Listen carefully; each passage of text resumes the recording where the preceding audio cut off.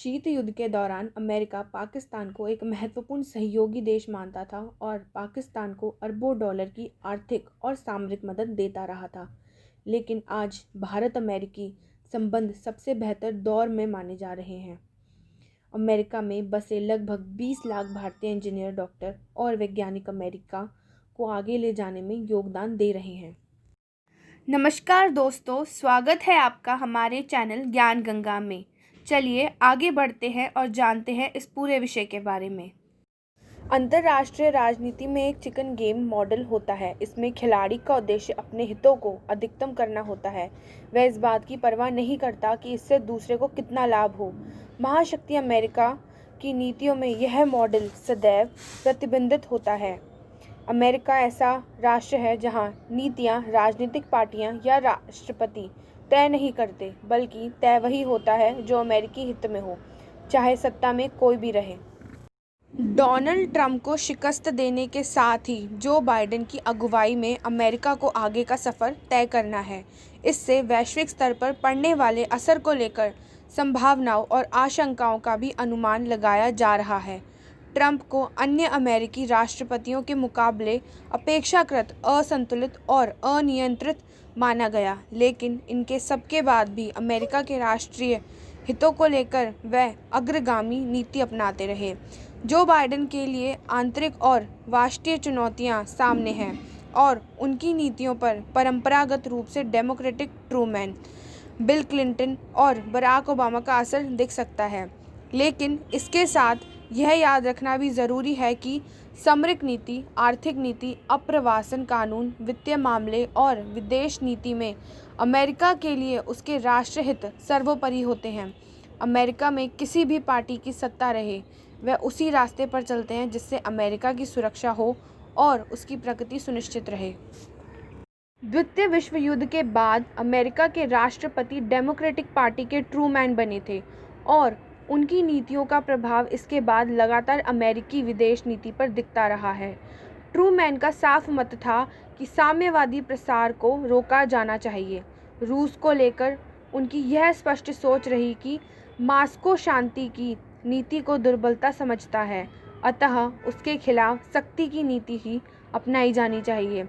अब Joe Biden रूस को लेकर मुखर हो सकते हैं और चीन भी इससे प्रभावित हुए बिना नहीं रहेगा। पिछले कुछ वर्षों में चीन और रूस के संबंध मजबूत हुए हैं और एक दूसरे पर निर्भरता भी बढ़ी है। आने वाले समय में रूस के आसपास के देशों में नाटो का प्रभाव अमेरिकी बढ़ा सकता है और यह चीन को मंजूर नहीं होगा। ट्रंप व्यापार को लेकर उत्सुक रहते थे, वहीं बाइडेन की प्राथमिकताओं में सामरिक सहयोग हो सकता है और अमेरिका की यह नीति भारत के लिए मुफीद हो सकती है। बाइडेन के पहले डेमोक्रेटिक राष्ट्रपति बराक ओबामा को एशिया प्रशांत केंद्रित नीति के केंद्र में भारत रहा है।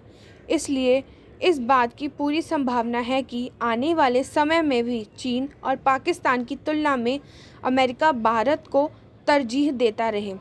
सामरिक और रणनीतिक रूप से क्वाड को लेकर भारत, जापान और ऑस्ट्रेलिया के साथ अमेरिका सहयोग जारी रहेगा। डेमोक्रेटिक मानवाधिकारों जैसे मुद्दों पर मुखर रहे हैं। बाइडेन बिगर मुसलमानों की स्थिति को लेकर चीन की आलोचना कर सकते हैं, ऐसा वे पहले भी करते आए हैं। ऐसे में भविष्य में अमेरिका चीन संबंध सामान्य रह पाना आसान नहीं है। इसका असर कोरिया पर्याय द्वीप पर भी पड़ सकता है। उत्तर कोरिया चीन का सबसे बड़ा व्यापारिक साझीदार है। चीन उत्तर कोरिया को न केवल रोज़मर्रा की ज़रूरतों का सामान मुहैया कराता है, बल्कि उसे परमाणु ईंधन और हथियार बनाने के लिए धन, साधन और तकनीक भी देता है। डोनाल्ड ट्रंप और किम जोंग की मुलाकातों से कुछ भी हासिल ना हो सका, जबकि बाइडेन उत्तर कोरिया पर और भी कड़े प्रतिबंध लगा सकते हैं। अमेरिका के लिए बड़ा मसला दुनिया भर में फैले उसके सैन्य अड्डे भी हैं। उनकी संख्या कम करने को लेकर बिल क्लिंटन ने तत्परता दिखाई थी। बाइडेन की अफगान और पाकिस्तान नीति बेहद दिलचस्प होने की संभावना है। ट्रंप ने अफगानिस्तान में शांति बहाली को लेकर पाकिस्तान पर भरोसा नहीं दिखाया और वह पाकिस्तान को दी जाने वाली सहायता रोकने के पक्षधर रहे। वैश्विक मामलों में बाइडेन की बेहतर समझ रही है उन्हें 2008 में पाकिस्तान के दूसरे सबसे बड़े नागरिक सम्मान हिलाल पाकिस्तान से नवाजा गया था। बाइडेन को यह सम्मान पाकिस्तान को अमेरिका से $1.5 अरब की आर्थिक मदद दिलवाने में अहम भूमिका निभाने के कारण दिया गया था। ऐसे में संभावना से कैसे इनकार किया जा सकता है कि बाइडेन पाकिस्तान को लेकर थोड़ा नरम रुख अपनाए और ऐसा होने पर तालिबान से बातचीत की राह खुल सकती है।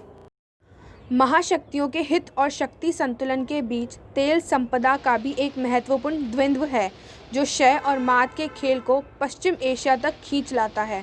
मध्य पूर्व में अपने हितों को लेकर अमेरिका हमेशा से सतर्क रहा है।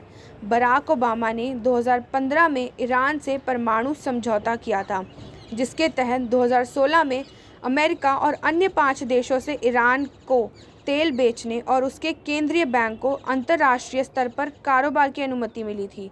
ओबामा के इस समझौते को ईरान के परमाणु कार्यक्रम को सीमित करने की कोशिशों के तौर पर देखा गया था। बाद में डोनाल्ड ने इस समझौते को बेकार बताकर इससे अपने को अलग कर लिया और इस इलाके में शांति की कोशिशों को भी धराशायी कर दिया था। ईरान को दबाने की ट्रंप प्रशासन की कोशिश दूसरे देशों को बिल्कुल रास नहीं आई थी। परमाणु कार्यक्रमों पर नज़र रखने वाली संस्था इंटरनेशनल एटॉमिक एनर्जी एजेंसी ने ईरान 2015 के समझौते का पालन कर रहा था। ऐसे में ट्रंप के ईरान पर परमाणु हथियार बनाने का आरोप पूरी तरह निराधार था। यूरोपीय संघ और ट्रंप के बीच व्यापारिक मतभेद जगजाहिर रहे। ट्रंप की आर्थिक नीतियों से यूरोप के देश नाराज़ रहे। ऐसे में अब बाइडेन ईरान से संतुलित रिश्तों की पुनः बहाली कर सकते हैं। बीते कुछ समय में ईरान और चीन के बीच सहयोग बढ़ा है, जबकि ईरान को साम्यवाद से दूर रखने की अमेरिकी पुरानी नीति है। बाइडेन को न केवल ईरान का विश्वास जीतना होगा, बल्कि यह कोशिश भी करनी होगी कि मध्य पूर्व में रूस और चीन के प्रभाव को संतुलित किया जाए। अपने चुनाव प्रचार के दौरान बाइडेन ने मुसलमानों के साथ बेहतर बर्ताव और ट्रंप प्रशासन की प्रवासी विरोधी नीतियों पर दोबारा विचार करने का वादा किया था।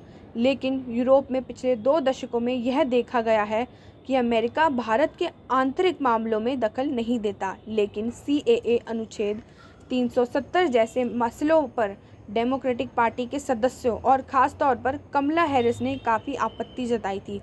हालांकि इसका प्रभाव भारत अमेरिकी संबंधों को प्रभावित करेगा, इसकी संभावना कम ही है। साल 2000 में भारत के तत्कालीन प्रधानमंत्री अटल बिहारी वाजपेयी और तत्कालीन अमेरिकी राष्ट्रपति बिल क्लिंटन ने 21वीं शताब्दी के लिए भारत अमेरिकी संबंधों पर एक संयुक्त दस्तावेज जारी किया था, जिसमें आने वाले समय में भारत अमेरिकी संबंधों को एक नई दिशा मिलने के संकेत दिए गए थे। इसे शीत युद्ध के समय की अमेरिकी नीति से अलग नई शुरुआत माना गया था। शीत युद्ध के दौरान अमेरिका पाकिस्तान को एक महत्वपूर्ण सहयोगी देश मानता था और पाकिस्तान को अरबों डॉलर की आर्थिक और सामरिक मदद देता रहा था। लेकिन आज भारत अमेरिकी संबंध सबसे बेहतर दौर में जाने जा रहे हैं। अमेरिका में बसे लगभग 20 लाख भारतीय इंजीनियर, डॉक्टर और वैज्ञानिक अमेरिका को आगे ले जाने में योगदान दे रहे हैं। दबाव समूह के रूप में caucus on India and Indian Americans निचले सदन का सबसे बड़ा दबाव समूह है। ऐसे में आशा यह की जाती है कि अमेरिकी कूटनीति संतुलन की कूटनीति से ऊपर उठकर अपने दृष्टिकोण में सकारात्मकता परिवर्तन जारी रखेगी और बाइडेन के काल में भी भारत अमेरिका संबंध मजबूत बने रहेंगे। आशा करती हूँ कि आपको हमारी वीडियो ज़रूर पसंद आई होगी। ऐसे और दिलचस्प और जानकारी से भरे वीडियोस पाना चाहते हैं तो हमारे चैनल ज्ञान गंगा से जुड़े रहें और कृपया हमारे वीडियो को लाइक, शेयर, कमेंट और हमारे चैनल को सब्सक्राइब करना ना भूलें।